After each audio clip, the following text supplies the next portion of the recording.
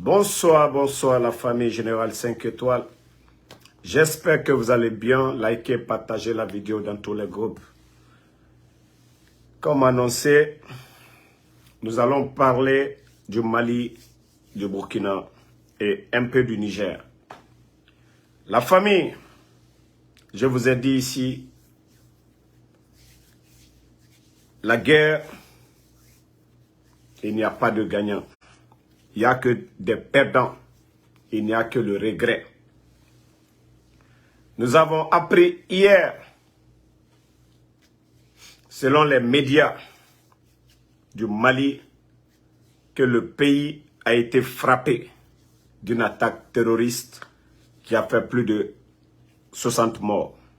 Donc, paix à l'âme de tous ces victimes. Mais nous allons toujours dire nos vérités. Nous allons toujours dire nos vérités à certains panafricains. Je vais vous faire écouter cette vidéo. Vous-même, vous allez écouter un civil et un militaire. N'ont pas les mêmes manières de réfléchir à des actions militaires. Écoutons. Sur ce point, pas question de négocier avec les terroristes. Non, on ne négocie pas. Il n'y a pas un centimètre de ce territoire-là qu'on va négocier. On ne donnera rien, pas un franc du contribuable. Si le contribuable nous donne un franc, on préfère payer des armes que de négocier. C'est juste déplacer le problème. Il n'est pas question de négocier. On va combattre. Attendez.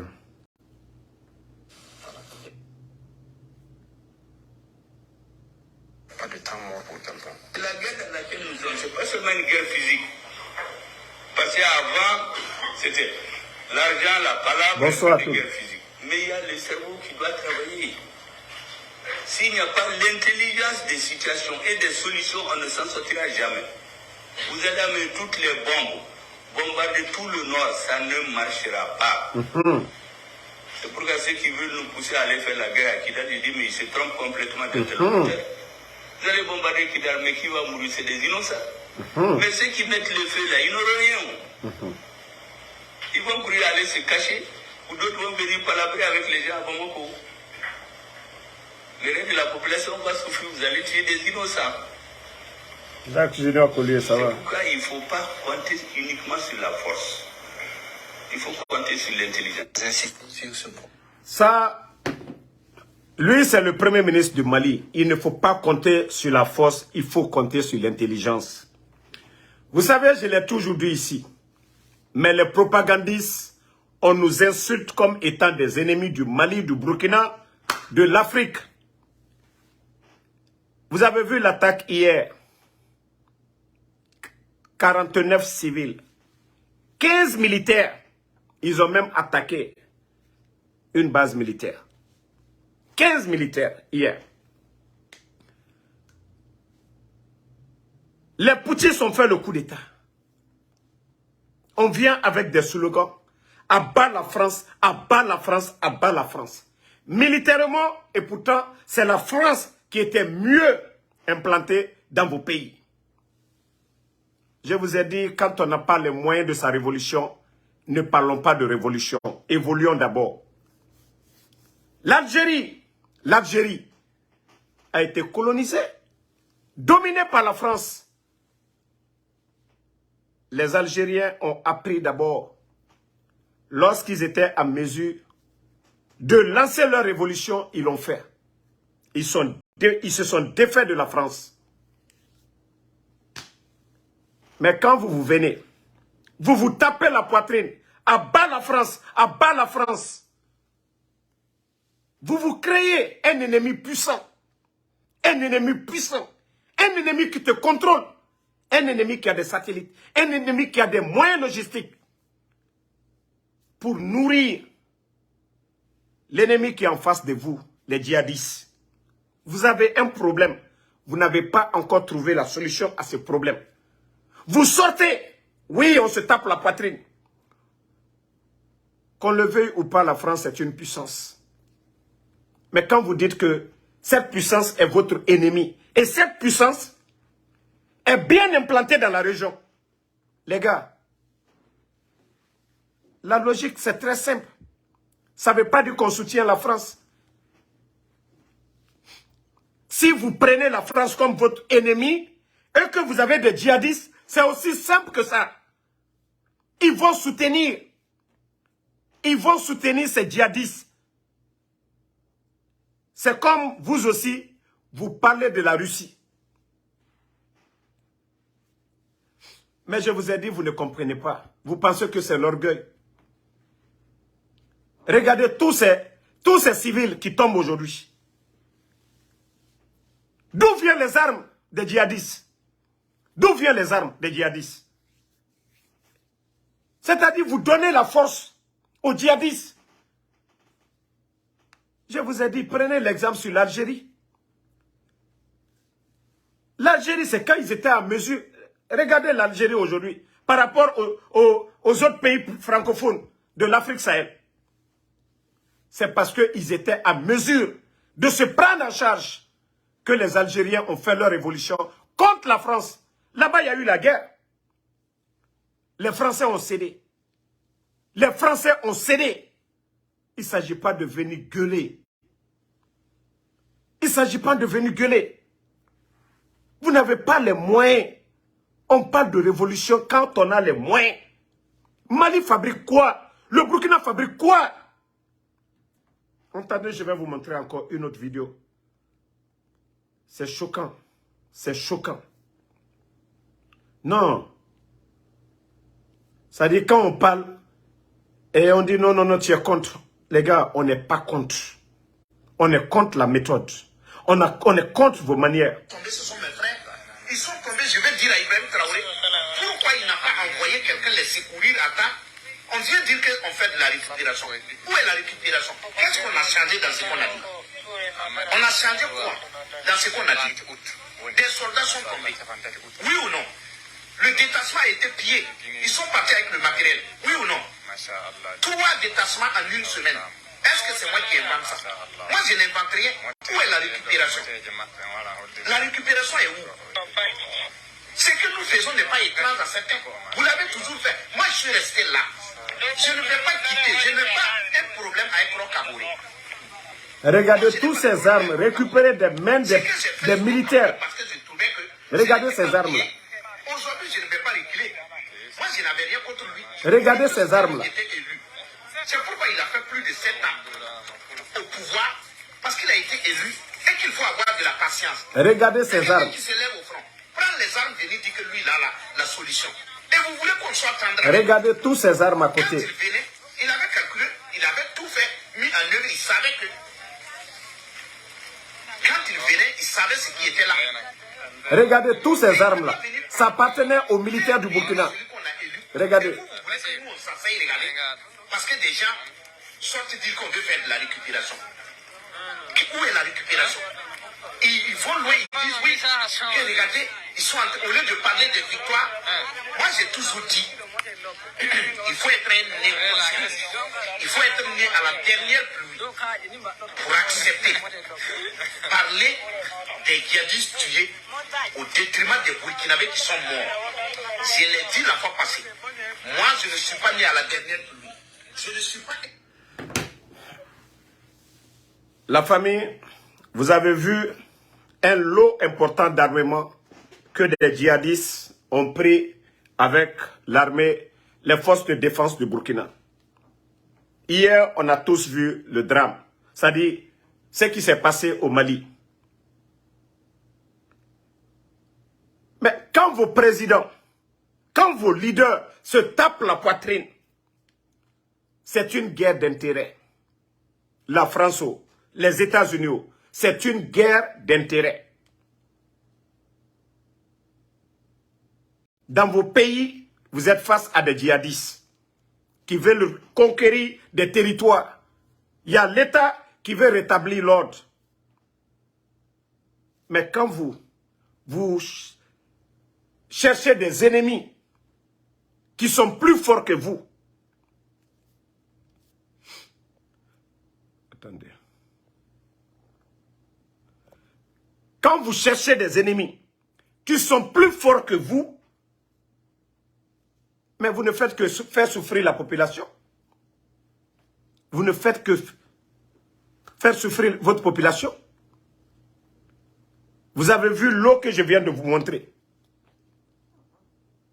Beaucoup de munitions, ce que les djihadistes ont récupéré. Nous, c'est ce que nous ne voulons pas. C'est-à-dire ceux qui viennent nous parler de révolution, je ne fais que rire. De quelle révolution vous parlez? Quand on parle de révolution, c'est quand on est sûr de soi-même, qu'on peut se prendre en charge. Le Burkina ne fabrique pas des armes. Ni le Mali, ni le Niger. Et on a un problème sérieux aujourd'hui. Les djihadistes. Les djihadistes. Ceux qui ont fait tomber Kadhafi. Vous savez c'est qui? C'est l'Occident. C'est l'OTAN. Et vous savez ce que Kadhafi avait comme plan pour aider l'Afrique. Vous avez souvent un ennemi. Vous avez souvent quelqu'un dans votre... C'est-à-dire vous ne l'aimez pas, mais il est plus fort que vous. Mais ce qui fait la différence, c'est l'intelligence. L'intelligence. Parce que vous savez, il peut vous écraser, il peut vous broyer, mais il vous fait du mal. Mais vous travaillez la tête pour ne pas qu'il vous broie, pour ne pas qu'il vous détruise.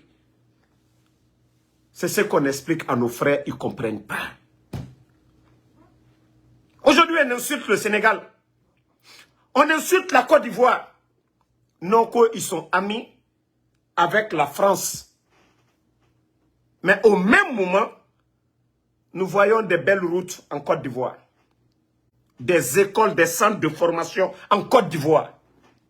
L'agriculture, la science en train de se développer en Côte d'Ivoire. Et actuellement, la Côte d'Ivoire est en train de lancer son satellite. Mais les gars, quand est-ce que vous allez revenir à la raison? Que, au fur et à mesure que vous combattez la France, vous êtes en train de donner la force aux djihadistes. Je vous ai dit ça. Ça ne veut pas dire que nous soutenons la France. Il faut travailler la tête, comme l'a dit le premier ministre du Mali, là, que ceux qui disent qu'il faut aller combattre les djihadistes ou quoi, là. Mais il faut travailler la tête. Mais si vous ne voulez pas travailler la tête, c'est le cœur que vous faites travailler, parce que vous avez une haine, vous êtes émotionnel, mais continuez. Les djihadistes, là, il n'y a pas d'usine au nord du Mali, là-bas. Vous allez vous poser, quels sont ceux qui fabriquent les armes? Si la Russie vous donne, il y a d'autres qui vont donner aussi aux djihadistes. C'est aussi simple que ça. C'est mieux d'être ami avec les autres là. Trouvez une solution. Dire que nous sommes votre ami, on avance, mais dans votre intérêt. Mais vous vous dites que vous voulez la Russie. Ceux-ci sont rivales aux autres. La Russie vous donne des armes et les autres aussi donnent aux djihadistes. Vous ne fabriquez pas, les djihadistes ne fabriquent pas. Mais au fur et à mesure, vous vous tapez la poitrine, vous êtes en train de armer les djihadistes. Vous les rendez encore puissants. Au fur et à mesure que vous baissez. Ça fait mal, mais c'est la vérité. Nous n'aimons pas la France. Nous ne les défendons pas. Mais vous êtes émotionnels. Vous vous laissez emporter. C'est ce que vous n'aimez pas, qu'on vous dise. Négocier, comme l'a dit le premier ministre du Mali, là. Travaillez la tête, au lieu de travailler le cœur. Que parce qu'on a été colonisé, nos pays en retard, ils ont pillé nos richesses. C'est vrai. Mais qu'est-ce qu'on doit faire? Qu'est-ce qu'on doit faire? Vous n'avez pas la solution. Vous n'avez pas la solution. Les Algériens, avant de faire face à la France, ils étaient sûrs de eux-mêmes. La révolution algérienne, ils avaient les moyens de leur politique. La France a cédé. L'Algérie, elle est indépendante. Elle n'est pas sous domination française. Et même, ils menacent la France pour ne pas que les avions survolent chez eux. C'est de ça qu'il s'agit. Évoluons plus vite. Apprenons comme les autres. Mais vous n'aimez pas quand on vous parle. Non, vous, c'est des ennemis. C'est beau. La révolution, c'est dans la bouche. La révolution, ça doit être matériel. On doit avoir les moyens de cette révolution. C'est ce qu'on vous explique. Vous pensez que ça ne nous touche pas, que nos frères soient attaqués comme le bateau Tombouctou. Ça nous fait mal. Mais quand on vous dit la vérité, ça vous dérange, ça vous choque. Et je le dis, vous poussez les autres, ils arment les autres, c'est comme ça. Vous les combattez, ils vous combattent dans le noir. Vous les combattez, ils vous combattent dans le noir. C'est aussi simple, c'est ça la logique.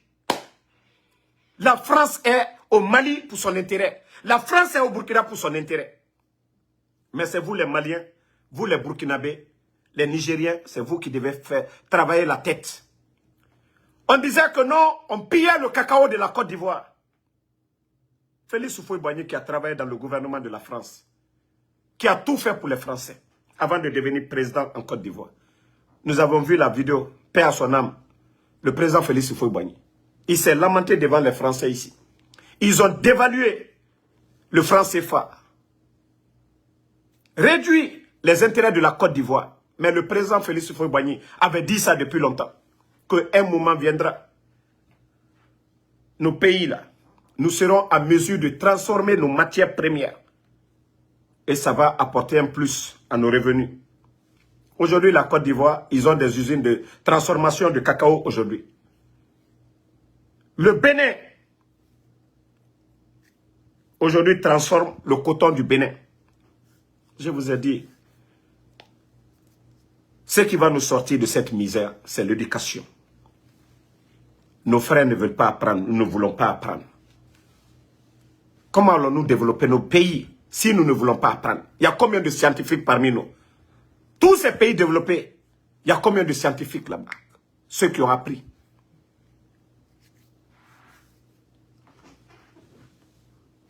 Mais vous n'aimez pas la vérité.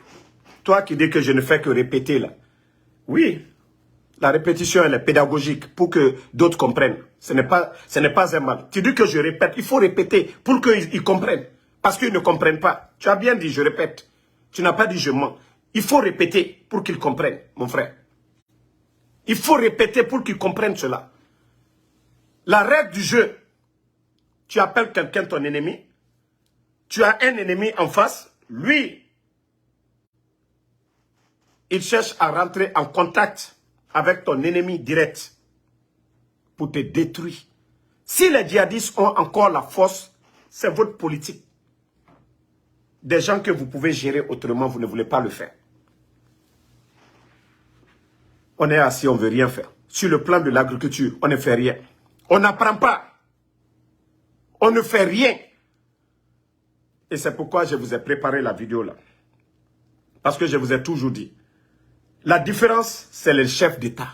La différence, c'est nos leaders. J'ai dit si la Côte d'Ivoire est en avance par rapport à beaucoup de pays.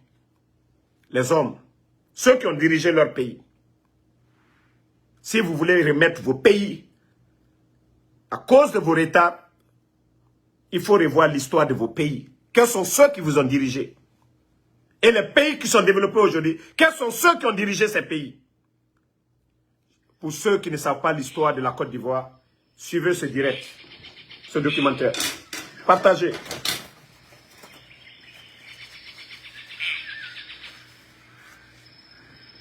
vous venez tous les soirs donner à manger aux caïmans? Ah oui, nous donnons. Manger. Attendez. Est-ce qu'il y a beaucoup de caïmans en Côte d'Ivoire? Non, il n'y a pas de caïmans d'ailleurs en Afrique. Ce sont des crocodiles. Des crocodiles, oui. Ouais. Il y en a beaucoup en Côte d'Ivoire? Ah oui, dans nos fleuves, il y en a beaucoup. Ah, il est là. Est-ce que c'est très méchant si... Mettez les cœurs, la famille, mettez les cœurs. Non. Parce qu'il n'a pas faim. Les animaux sont moins méchants que les hommes.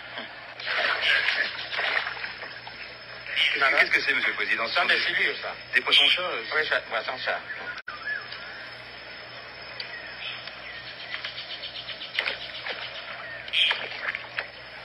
Voilà mes poissons fraîchis. Cet homme, vous l'avez déjà bien sûr reconnu. Il s'appelle Félix Houphouët-Boigny, président de la République de Côte d'Ivoire, 300 000 km², 4 millions d'habitants. Nous avions quitté Abidjan la veille, laissant derrière nous une capitale orgueilleuse de son développement spectaculaire, dissimulant à peine une insolence de parvenus. Une capitale vitrine, mais dont les glaces ne reflètent que les images déformées d'un pays dont la terre constitue la véritable richesse. Écoutez, hein. Et si la Côte d'Ivoire a vu doubler son revenu national depuis l'indépendance, elle le doit à ses paysans et d'abord à celui qui se dit le premier d'entre eux, Félix Houphouët-Boigny, Écoutez. élu triomphalement le 7 novembre à la tête de l'État, et cela à une majorité écrasante. Partagez. Or, le président ivoirien a d'abord été un homme d'État français. En 1956, Écoutez, hein. ministre délégué dans le cabinet Guy Mollet, il est en 1957 dans celui de M. Bourges-Monoury. En 1958, il est ministre de la Santé dans le gouvernement Félix Gaillard, ministre d'État dans les cabinets Flimelin, De Gaulle et Debré. Il participe au sel de la Constitution française, puis devient ministre conseiller aux Affaires étrangères et enfin chef de la délégation française à l'ONU. Sa carrière française s'arrête là. Il est devenu depuis Premier ministre, puis président de la Côte d'Ivoire. Et il fait en France, à ce titre, une visite officielle en juin 1961. Hôte de la France au château de Champs, il sera aussi celui du général de Gaulle à l'Élysée. Voilà donc l'homme qui a fait de son pays un véritable État pilote au cœur d'une Afrique qui se cherche encore. Faut-il parler d'un miracle ivoirien? Le président Houphouët-Boigny s'en est défendu en acceptant de se livrer pour la première fois aux caméras de la télévision à Yamoussoukro, son village natal.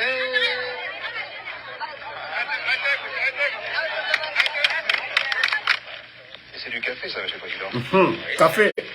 C'est du café, du bon Robusta. Je crois que vous voyez que c'est très chargé. Nous avons là plus de kilos à l'arbre. De la terre, il y en a pour tout le monde en Côte Il y en a d'Ivoire. pour tout le monde. C'est pour ça que vous ouvrez les portes toutes grandes en Côte d'Ivoire. Tout le monde peut venir ici. Tout le monde peut venir, nous ne sommes pas peuplés. Le pays n'est pas peuplé du tout. Nous n'avons que 4 millions d'habitants. Là où il peut y en avoir 40 millions, avec des terres extrêmement riches. C'est la raison pour laquelle il est impensable en Côte d'Ivoire de parler de redistribution de terres, parce que nous avons des terres à mettre en valeur et non pas des terres à redistribuer. La réforme agraire, c'est de mettre la terre en valeur. Voilà notre réforme agraire. Troisième producteur mondial de café, la Côte d'Ivoire est cependant consciente de la nécessité de la polyculture. Vous voyez? Prêchant l'exemple, le président Houphouët-Boigny se lance dans une nouvelle aventure, celle du riz. Oui, c'est une grande aventure. Une aventure qui doit nous permettre non seulement de produire tout le riz dont nous avons besoin, mais, et c'est là notre ambition, de pouvoir en exporter dans les pays voisins. Vous voyez, pendant longtemps, nous avons déboisé nos forêts, n'utilisant pas les bas-fonds qui sont d'une richesse inouïe. Donc ce sont des terres reposées depuis des siècles et des siècles, où se sont accumulées des tonnes et des tonnes de limon. Puisque je suis paysan et que mon ambition, c'est là que je recherche à réaliser avec beaucoup de foi, c'est que la postérité ne me consacre pas comme le premier président de la République de Côte d'Ivoire, mais comme le premier paysan de mon époque en Côte d'Ivoire. L'expert qui est à côté de vous. L'expert qui est ici, Un expert, hein? qui est notre grande chance, c'est un expert de Formose. Je crois que vous n'entendez pas de relation diplomatique avec la Chine. Non, nous ne sommes pas Un expert chinois. des relations avec ce pays-là. Par contre, vous avez décidé au dernier congrès. La famille, on disait Félix Houphouët-Boigny. Pourtant, il n'aimait pas le communisme, le président Félix Houphouët-Boigny, père son âme. Mais pour développer la Côte d'Ivoire, il a fait venir des experts chinois en Côte d'Ivoire. Et je vous ai toujours dit, si les Ivoiriens sont à l'aise, ils sont nourris, ils ont suffisamment de nourriture, ils doivent grâce à leur premier président, qui s'est investi, qui a fait venir des experts dans leur pays pour développer l'agriculture partout en Côte d'Ivoire aujourd'hui. Nos pays, c'est ce que je vous ai dit. On dit chaque pays est à l'image de ses dirigeants. Si nos pays sont en retard, quels sont ceux qui nous ont dirigés? Pourtant, eux, ils étaient amis avec la France. Je vous ai dit, si quelqu'un est plus fort que vous, il vous fait du mal. C'est la tête qui travaille. Il est plus fort que vous. Tu sais que tu ne peux pas lui frapper. Tu te jettes sur lui, il va te tabasser. Et tu sais quoi faire pour lui faire du mal. Mais ce n'est pas en sortant, en gueulant, en insultant. Ce n'est pas ce qui va t'aider. C'est quand tu es capable, ce qu'il te donne, ou ce qu'il te retire, que toi, tu peux transformer ça, tu peux faire mieux. Là, tu es libre de faire ce que tu veux. Mais l'arrogance, ça n'apporte rien. Et c'est ce qu'on dit quand on parle, on nous insulte. Au fur et à mesure que vous faites l'arrogance, vous vous tapez la poitrine. Vous parlez de Russie, des armes. Ceux dont vous insultez, vous combattez, ne feront que renforcer vos ennemis. Je vous ai dit, les djihadistes ne fabriquent pas, ils n'ont pas d'avion, ils n'ont pas d'aéroport. Vous devez vous poser la question. Comment les djihadistes font pour avoir tous ces équipements-là? Comment les djihadistes font? C'est la tête qui doit travailler maintenant. Ce n'est pas le cœur. Ce n'est pas l'émotion. Ce n'est pas l'émotion, les gars. Et je vous ai dit, tous ceux vous insultez, tous les pays vous insultez, eux, c'est la tête qui travaille, ce n'est pas la force, ce n'est pas l'émotion. Macky Sall, non. Que les gens disent qu'ils se mettent en bas de la France. Si lui, il veut faire des routes, il a besoin d'argent. Si hier, ils nous ont volé, mais il faut aller prendre un peu de cet argent, venir développer le Sénégal, donner des belles routes, qu'on parle de routes payantes, mais en Occident, des routes sont payantes. Tout est privatisé ici aux États-Unis. Qu'on parle de dette, les États-Unis sont les pays les plus endettés au monde. Mais les gars, travaillez un peu la tête. L'orgueil, l'arrogance. De quelle révolution vous parlez? Qu'est-ce qu'on fabrique pour nous-mêmes? L'Afrique change à sa manière. Hier, il n'y avait pas d'école. Les gouverneurs, c'était les Français. Mais aujourd'hui, on veut construire l'Afrique dans la démagogie. C'est-à-dire, ceux qui sont là, on dit tout. Je vais prendre l'exemple sur le Mali. Hier, c'était Ibeka. Hier, c'était Ibeka. On dit non, la vie est devenue chère, Ibeka est incompétent. Même le cas de terroriste aujourd'hui, là, au temps de Ibeka, ce n'était pas pire comme ça. Le peuple est sorti. L'imam Diko, les Rasba, tous ces activistes-là, les Ben, Cerveau ou quoi, tous les activistes de Mali, ils se sont levés. Il faut que Ibrahim Boubacar laisse le pouvoir, paix à son âme. Ils ont retiré le pouvoir des mains de Ibeka. Mais ceux qui ont demandé le départ de Ibeka, pourtant les militaires, ce sont des républicains, ils étaient avec le pouvoir. Ils ont été nommés. Le poste que Assimou avait, c'était Ibeka. Tous ceux qui étaient forts à la tête de l'armée, c'était Ibeka. Mais ils se sont rangés du côté du peuple pour faire partie Ibeka. Mais aujourd'hui, c'est encore les mêmes personnes qui ne sont pas satisfaits des militaires. Mais si ces mêmes personnes parlent aujourd'hui, on enferme les Maliens. Où est la justice? Ça, c'est la faute de la France. De quelle démocratie vous voulez pour l'Afrique? Ceux qui ont critiqué Ibeka, ceux qui se sont levés, demandé le départ de Ibeka, c'est encore les mêmes aujourd'hui qui revendiquent. Alors pourquoi ne pas les écouter? Pourquoi ne pas les écouter? Si eux, ils savaient que ces gens-là sont les ennemis de la République, pourquoi ils ont renversé Ibeka? C'est ce que je veux savoir. La logique, ça ne vous appartient pas. Mais expliquez-nous. Ceux qui sont sortis, Imam Diko, et avec tous ces gens-là, revendiquer que le Mali, ça ne va pas, c'est rentré, c'est sorti. Jusqu'à demander son départ. Les militaires ont fait partie Ibeka. Et si Imam Diko parle aujourd'hui, on dit non, c'est l'ennemi de l'État. Si Rasba parle aujourd'hui, c'est l'ennemi de l'État. Et pourtant, ces militaires étaient assis tranquilles auprès de Ibeka. C'est encore le même peuple. C'est encore ces mêmes personnes. C'est encore ces hommes d'opinion. Et le peuple qui sont sortis pour dire non, Berayabe, ça ne va pas. Il y a crise, il y a l'insécurité. Je veux savoir. Pourquoi aujourd'hui on enferme ces gens? Pourquoi les militaires ne les ont pas enfermés et laissé Ibeka tranquille? Pour ne pas qu'il y ait ce chaos total au Mali. C'est pourquoi j'ai dit aux gens, réfléchissez. Vous êtes en train de détruire vos pays dans le mensonge, dans la confusion. On ne peut pas comprendre. Pareil en Guinée. On dit le président Alpha Condé a fait 3e mandat.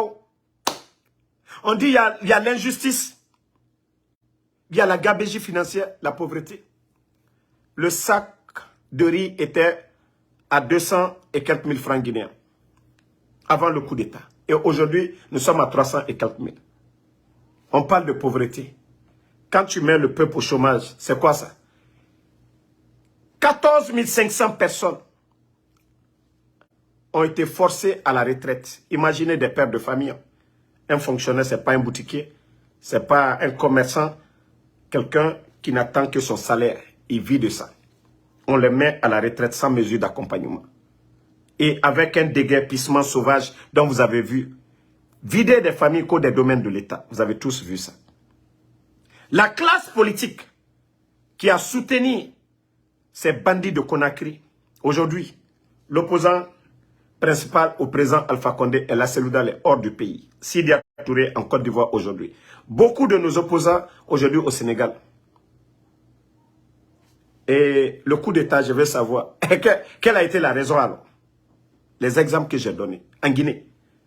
Si c'était le président Seloudal, l'opposant principal au président Alpha Condé, les revendications, les manifestations, c'était eux, ils n'étaient pas satisfaits.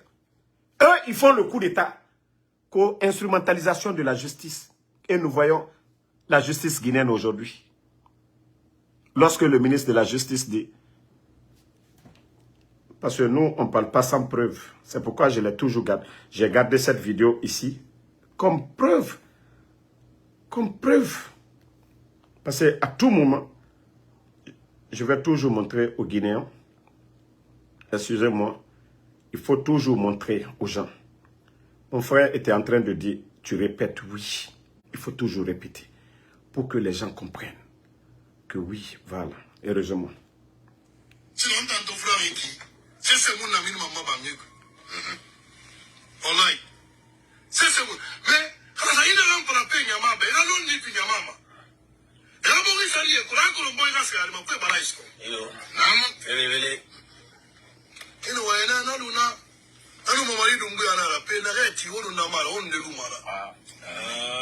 Bon, pour ceux qui ne comprennent pas le Soussou, c'est un guignol, un simple comédien, ce gars qui vous parle. C'est lui l'actuel co-ministre des putschistes. Vous-même, vous le voyez. C'est-à-dire, la valeur de ministre en Guinée, ils l'ont enterré. On prend des vulgaires personnes.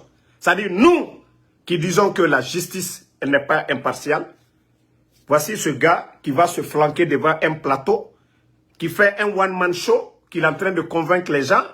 Voilà, la population, on doit respecter la justice, nanani, nanana, que nous disons qu'il roule pour Doumbouya. Et il le dit flagrant devant tout le monde. Que celui qui t'a nommé, si tu n'es pas pour lui, que tu vas rouler pour qui? Alors, vous avez compris? Au Mali, il y a eu un coup d'État sans effusion de sang. Au Niger, un coup d'État sans effusion du sang. Au Gabon, un coup d'État sans effusion du sang.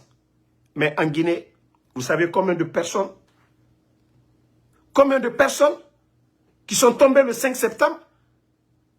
La garde présidentielle, les éléments des forces spéciales, Doumbouya lui-même, il a perdu plus de 70 personnes, les éléments de Doumbouya.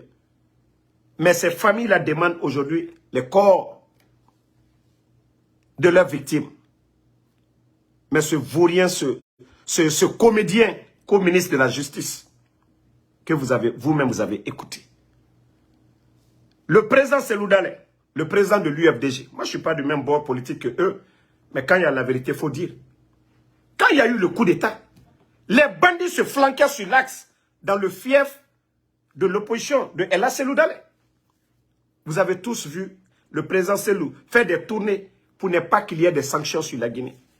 Après avoir fait tout ça, les bandits, parce qu'ils veulent garder le pouvoir, se retournent contre le monsieur. On paye l'un des anciens cadres du parti, Ousmane Gawal, qui est l'actuel ministre des Postes et Télécommunications aujourd'hui, pour détruire le parti. Pour détruire le parti, comme ils sont en train de faire avec le parti du président Alpha Condé, mettre les vrais leaders, parce que Dr Kassori, oui, on peut dire c'est le successeur direct de Alpha Condé. Il faut les emprisonner. Cette histoire de Krief. Mais c'est pour détruire, c'est pour... c'est-à-dire mettre fin à la carrière de certains. Comme un criminel, un bandit, quelqu'un qui a pris les armes contre son bienfaiteur, ou bien dans nos tests, le coup d'État n'est pas un crime. Et surtout, au Mali, on peut comprendre, sans effusion du sang. Au Burkina, sans effusion du sang. Au Gabon, sans effusion du sang. Mais un bandit qui a pris les armes, faire venir des mercenaires, Mamadi Doumbouya.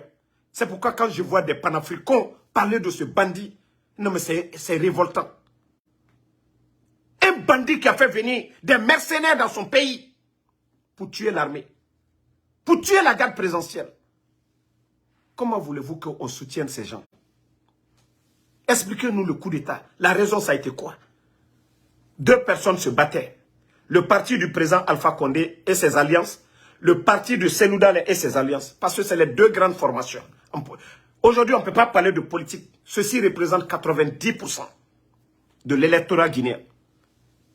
Et des bandits qui ne sont pas des élus du peuple viennent tromper ceux qui étaient face au président, au pouvoir. Et aujourd'hui, on les piétine. De quelle démocratie dont on parle? De quelle démocratie on parle? Donc si vous nous voyez chaque jour parler de ces vauriens, attaquer ces vauriens, cherchez à connaître la réalité du pays. Les bandits sont venus. Ils n'ont pas recruté jusqu'à présent. Mais faire souffrir les familles, ils savent le faire.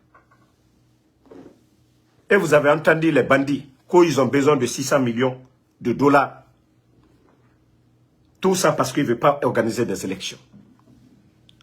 Les 2 grandes formations politiques, UFDG, ANAD et le RPG, ceux qui doivent compétir sur le terrain. 2 équipes qui disent que le terrain, on peut jouer.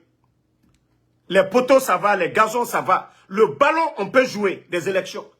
Vous vous dites que vous êtes des arbitres. Vous allez organiser des élections libres et acceptées. Où est votre problème? Pour dire, non, on va faire les recensements, on va faire la refondation, on va mettre des institutions. Et les bandits sont venus trouver plus de 1,5 milliard de dollars au trésor. Les bandits ont tout délapidé avec des faux projets. Transition, en train de signer des contrats miniers. Simandou, qui était vendu au temps de Lansana Conté, paix à son âme. 100 et quelques millions. Le président Alpha Condé qu'on piétine la dignité aujourd'hui. N'eût été ses relations. La Guinée n'allait jamais gagner ça. Ces bambins qui sont là, ces vauriens qui sont là, ne pouvaient pas récupérer. Simandou, parce que c'est un costaud. Le franco-juif, Bernice Taimet, il a même menacé le président Alpha Condé. Et si j'entends ces voyous-là parler, marcher sur la dignité du monsieur, Simandou qui a plus de 15 milliards de dollars aujourd'hui. Le président Alpha Condé a gagné le procès. Et ces voyous viennent trouver, c'est-à-dire le gâteau. La Guinée était bien partie. Des contrats partout. Ces voyous viennent mettre le pays à terre, que non, on doit s'asseoir. Les regarder. On est en train de décimer l'armée guinéenne aujourd'hui. 42 généraux, on les jette à la poubelle. Un légionnaire. C'est pourquoi j'ai dit les panafricains, si vous voulez qu'on laisse le Burkina, le Mali, vos pays tranquilles, c'est-à-dire n'associez plus le nom des bandits de Conakry dans votre histoire. C'est le peuple de Guinée dans sa majorité. Aujourd'hui, les médias, les bandits ne passent que par les médias. Vous entendez les journalistes parler de l'emploi des jeunes aujourd'hui? Il y a un vide à la fonction publique. Mais vous savez, ils ne peuvent pas le faire parce que les voyous n'ont plus d'argent. Ils ne savent pas gérer le pays. Des individus se font des milliards sur le dos du peuple. Et quelqu'un, Mamadi Doumbouya lui-même qui achète une montre de 400 000 dollars. Une montre de 400 000 dollars dont on peut construire une école avec. Et j'ai montré l'école de Amara. C'est bien pour cette jeunesse guinéenne. Je n'ai pas dit une école publique, mais une école privée qu'il est en train de construire à Kountia. Des milliards et des milliards. Ce fanfaron de Amara. Et tu vas entendre le Guinéen. Eh, c'est bien pour lui. Il a fait ça au pays. Parce que les Ali Touré. Mais vous pensez que ce pays-là va se développer dans la démagogie? Lorsque Ali Touré, c'est-à-dire pour détruire les anciens dignitaires, que Dr Kassori a une maison ici aux États-Unis. C'est pourquoi j'ai dit, au moins, profitez des réseaux sociaux pour apprendre ce qui se passe dans les autres pays. Ou vous pouvez même taper sur YouTube. Parce que les putschistes, ils font croire à cette jeunesse qu'ils sont des sauveurs. Des gens qui mettent les vieux à la retraite, on ne vous recrute pas. On vous a promis qu'en 2022, ils allaient recruter 15 000 personnes à la fonction publique. Combien? Mais les anciens dignitaires, Dr Kassori, on dit qu'il a une maison ici. Le procureur, on interroge le monsieur, le Premier ministre. Il dit c'est ma banque. Vous savez, aux États-Unis, ici c'est les crédits. C'est-à-dire tu prends même ton téléphone, tu payes ta facture à temps réel. Tu payes tout à temps réel. Il y a des points qu'on te donne. Si tu as un nombre de points, tu as accès facile à tout. Tu veux 200 000, tu veux 300 000, tu veux acheter une maison. Ta banque te facilite ça. Parce que tu as quelqu'un que tu payes, même si tu n'as pas un grand revenu. C'est le système des États-Unis. Mais le voyou, le vaurien, ce procureur fanfaron, villageois, vient calomnier le Premier ministre devant le monde entier. Parce qu'on lui a demandé que ta maison, tu l'as obtenue. Parce qu'il a dit ma banque. Vous savez, quand le système, les Américains, my bank. Donc, dire que ma banque, le villageois a mis dans le rapport que le Premier ministre a une banque aux États-Unis ici. Sans chercher à comprendre comment ta banque a acheté ou bien comment ta banque t'a donné ça. Mais lui s'est dit que non, comme le monsieur a dit ma banque, ah non, c'est un économiste, il a une banque aux États-Unis ici. Voici comment le rapport, le villageois, Ali Touré, le procureur, met ça. Et au-delà, Covid, un Premier ministre pas comme les autres. Le plan de riposte pour que les bailleurs de fonds nous aident, 46 millions, il fait un plan dont le président Alpha Condé, il y avait des audits, avait même bloqué ça d'abord. Ces dossiers étaient dans les tiroirs. Les bandits, les putschistes sont venus. Le même Ali Touré, on prend ces documents, des papiers, et on accuse le monsieur devant les médias, la télévision nationale, qu'il a détourné 46 millions. La famille, les avocats, au fil du temps, ont fait tout. Avec les mensonges qu'il est propriétaire de Sheraton, de Plaza Diamond, tout ça. Après avoir calomnié le monsieur. Comme il continue de le faire toujours avec les anciens dignitaires. On vient nous dire encore que non, c'est Mamri. Un projet pour aider les pauvres. Un projet qui a donné de l'emploi aux jeunes. Que c'est le fonds, le budget de ce projet que le Premier ministre a détourné. Combien? 15 milliards. 1,5 million. Dont son fonds à lui, à la primature, est 10 fois ou 15 fois ou 20 fois plus que ça. Parce qu'ils ont vu que le président, le Premier ministre, même les dépenses à la primature, tout était correct. Après avoir mis le monsieur en prison pendant des années, avec les mensonges pour le calomnier. Même les médias en Guinée, ils sont déçus de ces bandits-là. Et vous voulez qu'on s'asseye? Qu'on continue dans le mensonge? Des criminels, des gens qui ont tué des militaires le 5 septembre. Des traîtres qui ont trahi leurs bienfaiteurs. Des bandits qui sont soutenus par l'Occident. La trahison contre le président Alpha Condé aujourd'hui. C'est le monde entier qui est en train d'en parler aujourd'hui. Ici aux États-Unis, un congressman face à un général, vous avez tous vu la vidéo sur les réseaux sociaux. Le congressman, que pourquoi vous avez soutenu un militaire face à un président élu en Guinée, le coup d'État. On ne va pas trop rentrer dans ces détails. Le complot, on n'a pas combattu le président Alpha Condé, on l'a combattu pour sa vision. La Guinée avait plus de 6 mois de réserve. Un pays qui n'a pas de réserve, ce n'est pas la peine. Malgré Ebola que nous avons connu. Malgré Covid et les manifestations, la crise politique, malgré la pression, tout. Mais on avait 6 mois de réserve que les bandits sont venus mettre dans l'eau aujourd'hui, dont les bandits sont en train d'endetter le pays à travers, en émettant des bons. Et vous voulez que non, on croise les bras et regardez ces bandits-là, ces narcos, ces totos, ces vauriens, où les diplômes des Guinéens se trouvent aujourd'hui dans la poubelle. Des nominations bidons. Même l'inspecteur de l'État. Le dernier rapport, on a tous vu. Mamadi Doumbouya, il a fait combien de décrets? Plus de 1000 décrets. La moitié des faux diplômes. On ramasse des vagabonds en Occident. J'ai dit bien des vagabonds, des feignants en Occident. On les nomme ministres directeurs. Dans ces départements, il y a des gens qui ont 20 ans d'expérience qu'on pouvait nommer des directeurs. Mais on ramasse des voyous, des vagabonds. Et aujourd'hui, ils sont en train tous de s'enrichir. Et bon, le mal c'est quoi? Les anciens dignitaires, peut-être ils ont trouvé un peu d'argent de ces gens-là dans les banques. Eux, ils n'ont pas fait sortir leur argent. Mais ils n'ont qu'à les demander. Les gens que Doumbouya a nommés, tous ces directeurs-là, si quelqu'un même a 10 millions ou 20 millions à la banque, des contrats, ils se partagent les contrats et l'argent, ils font sortir. Parce qu'ils se disent quoi? La criève que les bandits ont créée pour détruire les vrais acteurs politiques en Guinée, pour ne pas laisser le pouvoir. Donc, les membres du gouvernement du CNRD, ils ont peur. C'est pourquoi ils auront toujours des sérieux problèmes de paiement chaque fin du mois.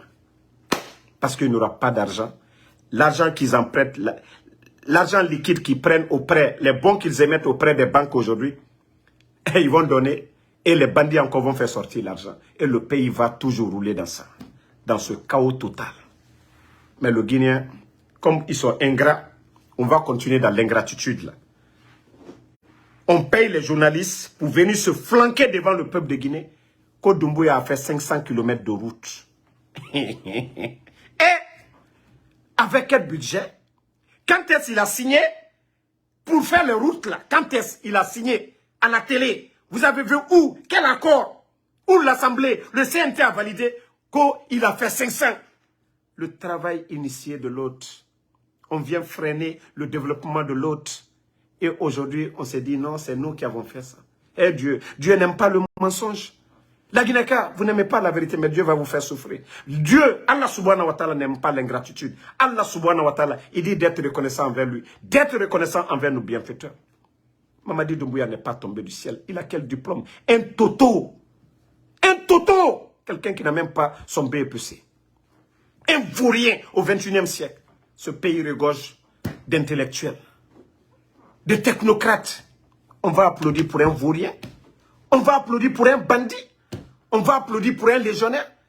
Mais comme vous aimez l'ingratitude, allez-y. Il n'a qu'à terminer les chantiers du président Fakonde. Et cela, vous allez comprendre.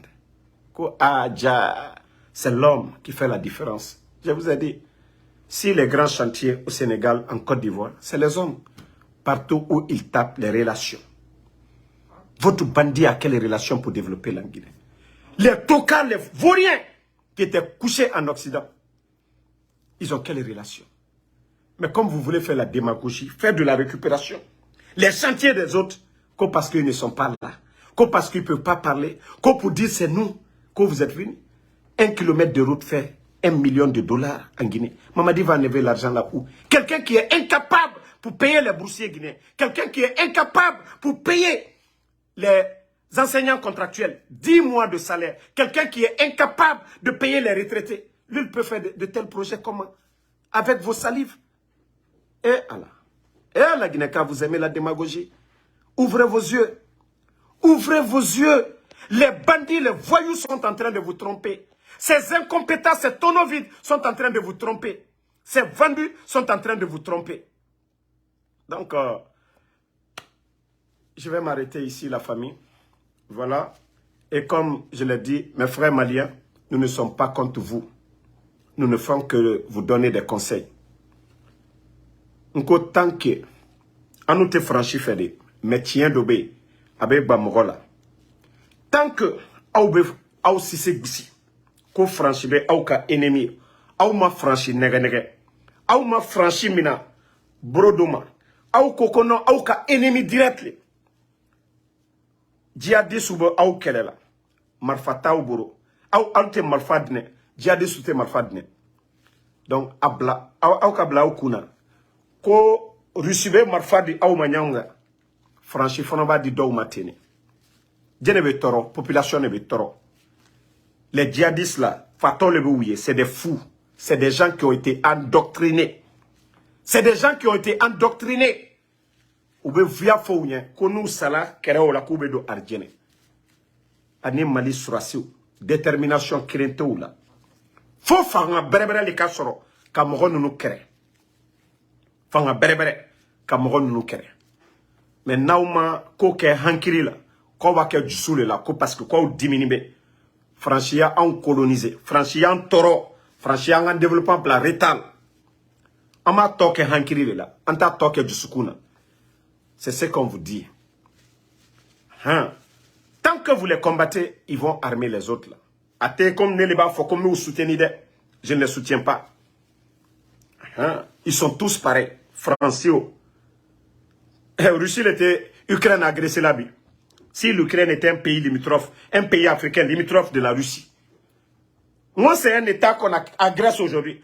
Parce qu'ils ne veulent pas que l'Ukraine devienne membre de l'OTAN.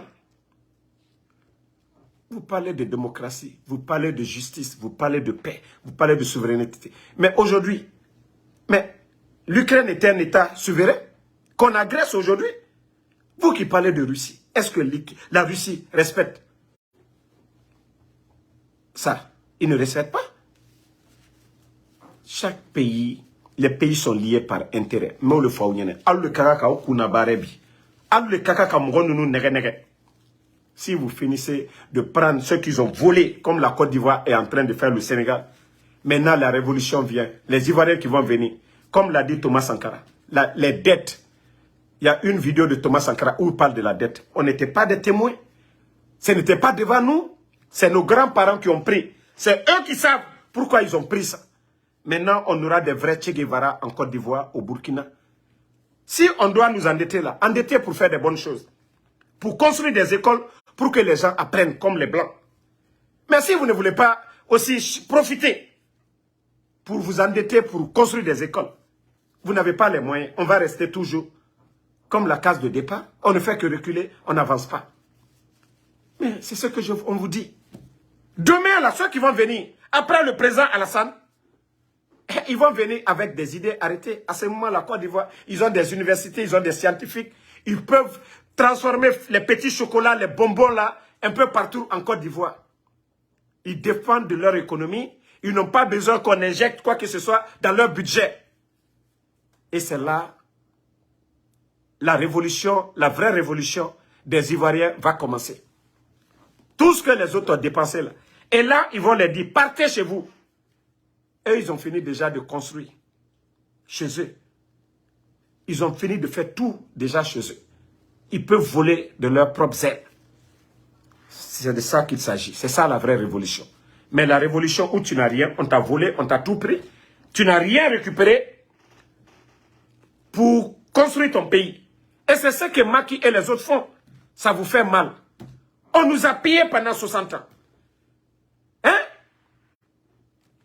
On nous a payé pendant 60 ans. Le président Ouattara profite. Il fait des routes. Le président Ouattara profite. Il construit des écoles. Le président Ouattara profite des bonnes choses en Côte d'Ivoire. On dit non, non, non, il est vendu, non, non, non. Mais il est en train de faire évoluer son pays. Et pendant ce temps, vous, on vous a volé. C'est-à-dire vous perdez les 60 ans de pillage là. Vous ne récupérez pas au trésor là-bas pour venir faire des bonnes choses chez vous, des écoles où vos fils, vos petits-fils demain seront capables de changer la donne. C'est de ça qu'il s'agit. C'est de cette intelligence dont nous parlons. Mais vous ne voulez pas comprendre. Quand on parle, on est des vendus, on est ni nanana. Et pendant ce temps, les autres, on voit la différence. Vous pensez que les Ivoiriens, oui, ils vont rester quand les Français vont réclamer.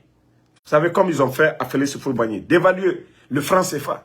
Et c'est là, d'autres dirigeants de la Côte d'Ivoire. Le président Ouattara récupère et construit, il prépare l'avenir. On est ensemble. Et d'autres vont venir demain, ils vont dire, voilà, Nous, on ne peut pas payer. Nous, on ne peut pas payer. Vos dettes, là, on ne peut pas payer. Comme Thomas Sankara était en train de faire, là, où il parle sur la dette, là. Et c'est comme ça, ça va être. Félix Houphouët-Boigny a déjà prédit ça. Il avait dit ça à devant De Gaulle. Mais comme vous ne voulez pas comprendre, continuez dans l'arrogance. C'est vos peuples que vous allez faire souffrir. Vos peuples, la Russie, là, Athéna Fouch dit. Fouille! Fouille! C'est les armes qu'on parle. Ce n'est pas des ingénieurs qu'on envoie pour développer l'agriculture. Ce n'est pas des scientifiques, on vous dit ça. Tout ça. Pour rien. Donc, merci à Diagui Bailoso, merci à vous. Ma soeur Fanny Eska Fofana, merci à vous. Merci à Basco Dubois, à tous les panafricanistes. Isiaga Gorko, tu sais, on va les beau parler. Non, ils ne comprennent pas. Magui Ndaï. C'est-à-dire, nous qui parlons, qui les conseillons, ils disent que non, on est vendu, on défend. Non, l'orgueil. Voilà. Que le Mali appartient aux Maliens. Oui, tu as raison. La poussière du Mali vous appartient. La souffrance du Mali, ça vous appartient. Mais Malien bête aouka manamana folafana. Malien bête aouka position nafana. Les leaders politiques du Mali aujourd'hui, là, les activistes, là, Oulouté, Aouka, Kumakerefobi. Hein? Il faut parler pour toi-même. Les races bas, là, ils ne sont pas d'accord. Ben le cerveau a parlé. Ouka Blakono, toi qui parles ici, là, tu n'es pas mieux que Ben le cerveau.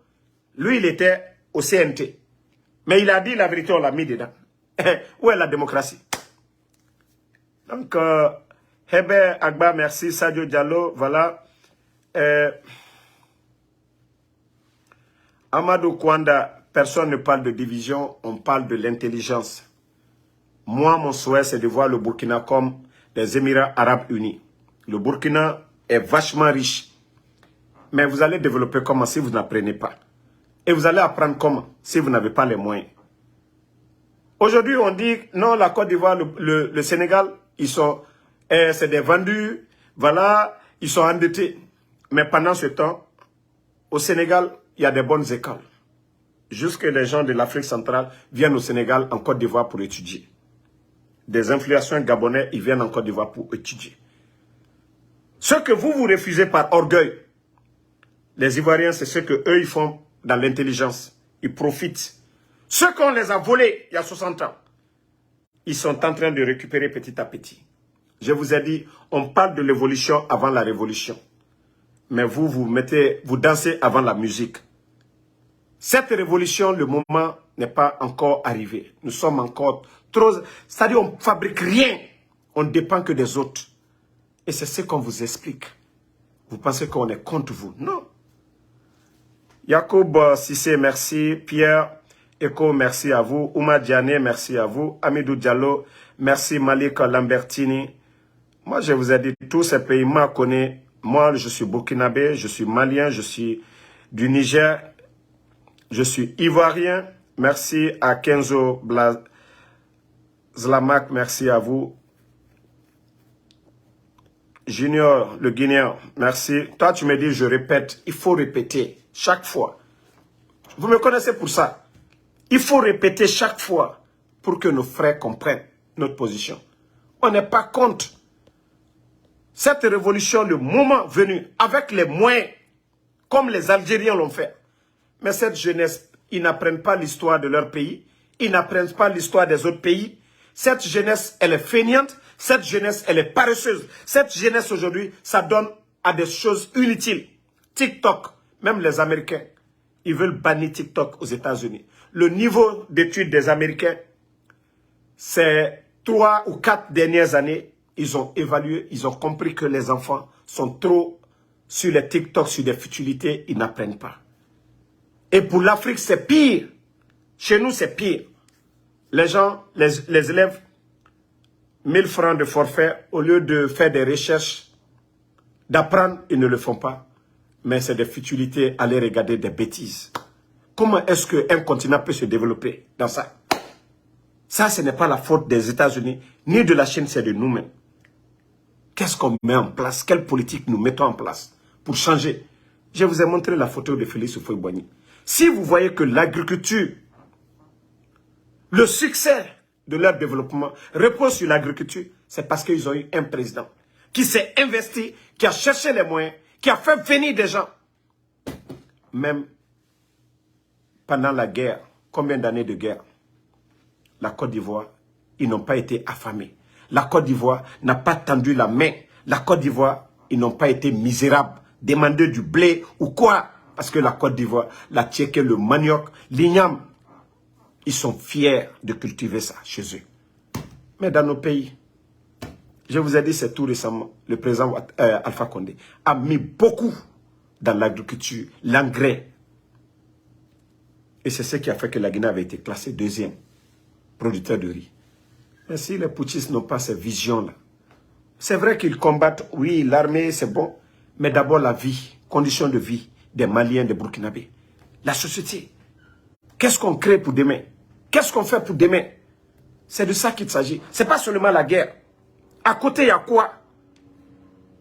Mais quand on vous parle, oh, quitte ici, nanani, nanana, tu es vendu. Non, non. Vous pouvez nous insulter, mais nous n'allons pas arrêter de vous conseiller. Vous êtes nos frères. Nous allons toujours vous dire la vérité. Voilà. Parce que vous-même, vous ne pouvez pas peut-être voir parce que vous êtes dans l'émotion.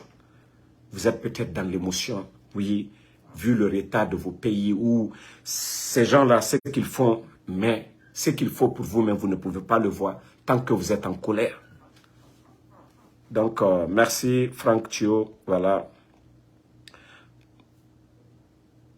Aston Konaté, merci à vous, merci à Zoup Playboy, merci à vous, merci à Laïd Diomandé, merci à vous, Youssouf Touré, merci à vous, Ramadan Soso, merci, connais-moi Mawa, merci à vous. On est ensemble, la famille, le combat continue, pas de recul. Voilà, vous êtes nombreux, assez de commentaires. Et Inch'Allah, demain, on se reprend. Voilà, que l'âme de tous ces victimes au Mali repose en paix. Ousmane Abdou, merci à vous. Nyiniman Seydou Ouattara, merci à vous. Alsen Konaté, merci. Djib Sissoko, merci à vous. Voilà, à demain, Inch'Allah, pour d'autres directs. Diara, Ousmane Diara, merci Omo, merci à vous. Yacoub Sissé, Touari Toroki, merci, vous êtes nombreux, voilà. Marina Tean Somda, merci. Vazmana Kone, merci à vous. Vraiment, la jeunesse veut gagner sans souffrir. C'est ça le problème. Tu veux manger la salade si tu ne veux pas travailler la terre. Tu veux manger la bonne nourriture, tu ne veux rien faire. C'est ça le problème chez nous. Et nos familles, on est en train de nourrir, nourrir des paresseux.